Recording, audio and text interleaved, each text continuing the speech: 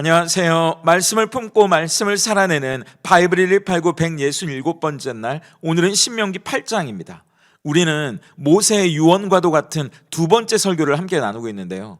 어떻게 보면 했던 이야기를 또 하고 또 하는 것처럼 모세는 자기 없이 가나안에 들어가 살게 될 이 이스라엘 백성들에게 확인시키고 또 확인시킵니다.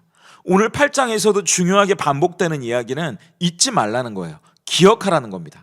그래서 지나온 광야의 40년은 그저 의미 없이 흘러간 시간이 아니라 하나님이 그들에게 중요한 걸 가르쳐준 시간이었고, 또 앞으로 가나안에 들어가 살게 될 시간도 마냥 풍요롭게 흥청망청 이제는 좀 누리자고 살아가는 날들이 아니라 반드시 하나님의 은혜를 기억하고 살아가야 한다고 강조하고 또 강조합니다. 먼저 1절부터 10절까지는 광야에서 보낸 이 40년의 시간을 통해 이스라엘 백성들이 배운 은혜에 대해 이야기하는데요. 2절을 한번 보세요. 내 하나님 여호와께서 이 40년 동안에 내게 광야길을 걷게 하신 것을 기억하라. 이는 너를 낮추시며 너를 시험하사 내 마음이 어떠한지 그 명령을 지키는지 지키지 않는지 알려 하심이라. 가나안에 들어갈 믿음의 2세대들이 기억해야 할 게 뭔가요? 아버지 세대가 광야에서 40년을 보내야 했던 목적을 바로 아는 것이 필요합니다. 첫째, 너를 낮추시며. 광야는 나의 무력함을 철저히 깨닫는 곳입니다. 내 힘으로는 물 한 방울, 빵 한 조각 구할 수 없는 그곳에서 인간은 비로소 하나님 없이는 살아갈 수 없다는 겸손을 배우게 되는 겁니다. 그리고 둘째, 너를 시험하사 내 마음이 어떠한지 그 명령을 지키는지 지키지 않는지 알려 하심이라.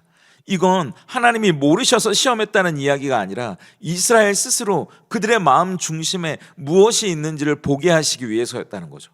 그리고 셋째, 사람이 떡으로만 사는 것이 아니라 여호와의 입에서 나오는 모든 말씀으로 사는 줄을 깨닫게 하기 위해서였답니다. 백성들이 농사짓거나 사냥해서 자기 힘으로 얻은 식량이 아니고요, 하나님이 내려주시는 만나를 먹게 하셔서 살게 하신 것처럼 밥만 먹고 사는 게 아니라 하나님이 주시는 말씀을 먹어야 산다는 걸 깨닫게 하시는 겁니다. 40년간 이렇게 하나님만 바라보게 하시는 이 훈련은 이스라엘 백성들에게는 혹독했을 거예요. 그런데 그 과정 속에서 하나님은 이 이스라엘을 어떻게 지키셨는지 한번 보세요. 4절입니다. 이 40년 동안에 내 의복이 헤어지지 아니하였고 내 발이 부르트지 아니하였느니라. 하나님의 섬세한 돌보심과 보호 가운데 살았던 그런 40년이었습니다. 그래서 7절부터는 40년간의 고된 훈련을 통과한 그들 앞에 이제 아름다운 땅 가나안이 펼쳐지게 되는데요. 하나님은 왜 약속의 땅에 들어가기 전에 이렇게 반드시 광야의 시간을 통과하게 하셨을까요? 하나님 없이는 살아갈 수 없다는 겸손, 그리고 하나님만 붙들어야 산다는 신앙을 배우지 않고서는 그들이 만약 풍요를 누리게 된다고 해도 그 풍요는 반드시 망하는 길로 이어질 수밖에 없기 때문입니다.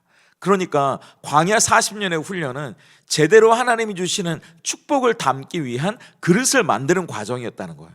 우리는 왜 그런 시간이 필요한지 모르지만 인생의 광야를 지날 때 토기장이신 하나님께서 그 시간들을 통해 우리 안에 겸손을 만들어 가시는 거고요, 참된 신앙을 배우게 하셔서 웬만한 세상의 유혹 앞에서도 흔들리지 않고 또 어떤 비바람에도 흔들리지 않는 단단한 사람으로 예수님의 겸손과 순종을 닮아가도록 그렇게 우리를 빚어가신다는 거죠. 요새 아이돌 가수들도 화려한 무대 위에 올라가는 게 중요한 게 아니라 십수년의 연습생 기간을 거친다고 하더라고요. 그렇게 탄탄한 실력을 갖춰야 그들이 오래 갈 수 있는 겁니다. 그게 아니면 무대에 올라간다고 해도 반짝 인기를 얻다가 사라져가는 거 아닙니까? 하나님은 이스라엘 백성들을 가나안에 들여보내는 거, 그리고 우리를 인생의 무대 위에 멋지게 데뷔시키는 게 목적이 아니라 그곳에서 하나님의 자녀답게 살아가도록 하시는 분이에요. 그래서 광야의 시간이 필요했던 거라고 말씀하십니다. 그렇다면 오늘 우리가 지나고 있는 저마다의 광야도 그렇겠죠. 하나님이 담아주실 축복을 받을 만한 더 크고 깊은 그릇으로 빚어져가는 시간이라는 사실을 신뢰해 보는 겁니다. 그래서 우리가 그곳에서 더 하나님을 붙들고 바라보며 걸어갈 수 있다면 좋겠습니다. 이어지는 11절부터 20절까지는 가나안 땅에서 마주할 진짜 시험에 대해 경고하시는데요, 모세의 경고는 단호합니다. 11절을 보세요. 내가 오늘 내게 명하는 여호와의 명령과 법도와 규례를 지키지 아니하고 내 하나님 여호와를 잊어버리지 않도록 삼갈지어다. 이제 가나안에 들어가면 끝나는 게 아닙니다. 진짜 싸움이 시작되는 거예요. 이미 우리가 봤잖아요. 아이러니하게도 가나안에 들어가서 편안하게 살게 된 그 풍요가 오히려 하나님을 잊어버리게 만든다는 겁니다. 12절과 13절을 보세요. 내가 먹어서 배부르고 아름다운 집을 짓고 거주하게 되며 또 내 소와 양이 번성하며 내 은금이 증식되며 내 소유가 다 풍부하게 될 때. 얼마나 좋아요. 우리도 다 꿈꾸는 거 아닙니까? 그런데 그렇게 풍요를 누리게 될 때 어떤 일이 일어나는지 보세요. 14절 앞부분만 보세요. 내 마음이 교만하여 내 하나님 여호와를 잊어버릴까 염려하노라. 교만해서 하나님을 잊어버리는 걸로 끝나는 게 아니에요. 17절도 보세요. 내가 마음에 이르기를 내 능력과 내 손의 힘으로 내가 이 재물을 얻었다 말할 것이라. 이게 다 자기가 잘해서 얻은 줄로 안다는 겁니다. 이게 제 모습이고요. 여러분 모습 아닙니까? 하나님을 잊어버리는 망각에 더해서 하나님 없이 자기가 잘해서 사는 줄 아는 교만까지. 이게 참 아이러니하게도 하나님이 주신 복으로 웬만큼 살게 되니까 이렇게 된다는 겁니다. 그때 우리가 사는 길은 단 하나예요. 기억하는 겁니다. 18절을 보세요. 내 하나님 여호와를 기억하라. 그가 내게 재물 얻을 능력을 주셨습니다. 이같이 하심은 내 조상들에게 맹세하신 언약을 오늘과 같이 이루려 하심이니라. 뭘 기억해야 합니까? 종되었던 집에서 이끌어내신 하나님, 불뱀과 전갈이 있고 물이 없는 광야를 통과하게 하신 하나님, 광야에서 만나를 먹이신 하나님을 기억하라는 거예요. 그런데 기억한다는 건요, 저절로 떠오른다는 말이 아니고요, 의지적으로 우리가 노력해서 기억해내는 걸 말하는 겁니다. 구원받기 전 과거에 비참했던 우리의 신분, 그리고 그런데 그 가운데서 건져주신 구원의 은혜를 자꾸 의지적으로 되새기는 거예요. 우리 인생의 풍요가 주는 가장 큰 시험이 뭔지 아세요? 내 인생의 성공 스토리를 나를 주인공으로 자수성가의 이야기로 써내려가려고 한다는 겁니다. 아닙니다. 복음은 이 서사를 완전히 뒤집어요. 그래서 내가 주인공이 아니라 하나님이 주인공이신 구원의 이야기를 써내려가는 겁니다. 그래서 우리는 날마다 십자가를 기억하는 거고요, 내 힘으로는 아무것도 할 수 없었다는 걸 자꾸 고백하게 만드는 십자가의 은혜 앞에 다시 하나님을 붙들게 되는 거 아닙니까? 가나안에 들어간다고 끝이 아니에요. 광야는 가나안에서 치러야 할 진짜 싸움을 위한 혹독한 연습입니다. 그리고 싸움은 광야에서도 가나안에서도 여전히 계속됩니다. 광야의 결핍 속에도, 가나안의 풍요 가운데에도 그 믿음의 테스트를 잘 통과해가는 저와 여러분이 될 수 있기를 소망합니다. 그렇다면 오늘 신명기 8장이 우리에게 던지는 질문 앞에서 우리는 어떻게 삶으로 대답할 수 있을까요? 첫 번째 질문은 나는 떡으로 살아갑니까? 말씀으로 살아갑니까? 예요. 만나의 교훈은 사람이 떡으로만 사는 것이 아니라는 거잖아요. 그런데도 우리는 이 떡이 떨어질까 봐 전전긍긍하며 살아가는 것 같습니다. 하나님은 때로 그런 우리에게 세상의 떡이 조금 부족하게 만드실 때가 있어요. 그래서 우리에게 떡이 아니라 만나로 살아가야 한다는 걸 가르쳐 주시는 거죠. 내 힘으로는 어쩔 수 없는 결핍 속에서 하루하루 공급하시는 하나님의 은혜만을 의지하게 만드시는 겁니다. 혹시 지금 우리 삶이 그런 만나의 시간을 지나고 있다면 우리가 귀를 기울이고 눈을 들어 봐야 할 건 하나님의 말씀이에요.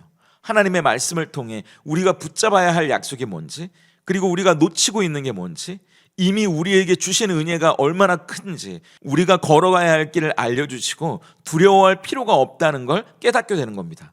그리고 스스로 내가 생명의 떡이라고 말씀하신 그 예수님을 말씀 안에서 만나야 우리가 광야 같은 오늘을 살아갈 수 있는 거 아닌가요? 단순하다고요? 모세는 그런데 그 단순한 게 전부라고 이야기합니다. 바이블 1189로 매일 말씀 앞에서 만나는 저와 여러분도 기도 가운데 서로가 말씀 안에서 살아갈 수 있도록 격려하고 축복해 줄 수 있다면 좋겠습니다. 두 번째 질문은 내 인생 이야기의 주인공은 나입니까? 하나님입니까? 예요. 모세는 이스라엘이 풍요 속에서 내 능력과 내 손의 힘으로 내가 이 재물을 얻었다고 말하게 될 걸 가장 염려했잖아요. 그런데 우리가 무심코 내뱉는 말을 한번 떠올려 보세요. 내가 얼마나 열심히 노력해서 이 자리까지 왔는지 알아? 거기에 담겨있는 우리의 마음은요, 내가 노력하고 내가 아등바등 얻어낸 거라는 마음 아닙니까? 그러니까 내가 쥐고 있는 거, 내가 누리는 게 다 내 거라고 생각하는 거죠? 아닙니다. 우리가 지금 얻고 누리는 모든 건 다 하나님이 주신 거예요.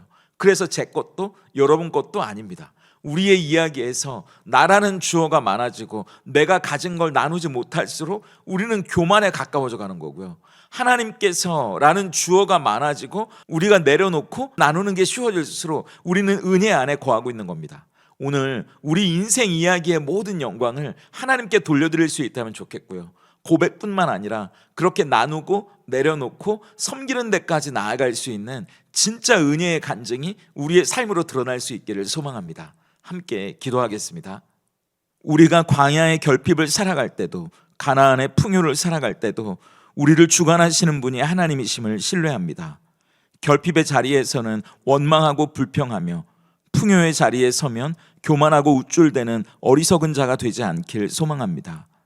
광야의 결핍 속에도 우리를 낮추실 때 하나님을 신뢰하게 하시고 주님의 말씀만을 의지하며 살아가는 법을 배우게 하시옵소서. 가나안의 풍요 앞에서도 우리가 누리는 모든 것들이 하나님께로부터 온 선물이라는 사실을 잊지 않게 하셔서 우리 인생을 붙들고 주관하시는 하나님이 모든 은혜의 원천임을 기억하게 하시옵소서. 그리하여 날마다 죄의 종이었던 우리를 구원하신 십자가의 은혜를 기억하게 하시고 그 감격적인 구원의 이야기가 우리의 삶과 입술을 통해 다음 세대에 흘러가는 복된 통로가 되게 해 주시옵소서. 그리하여 우리의 모든 삶의 여정이 주님의 은혜를 기억하고 찬양하게 하시옵소서. 예수님의 이름으로 기도드립니다. 아멘.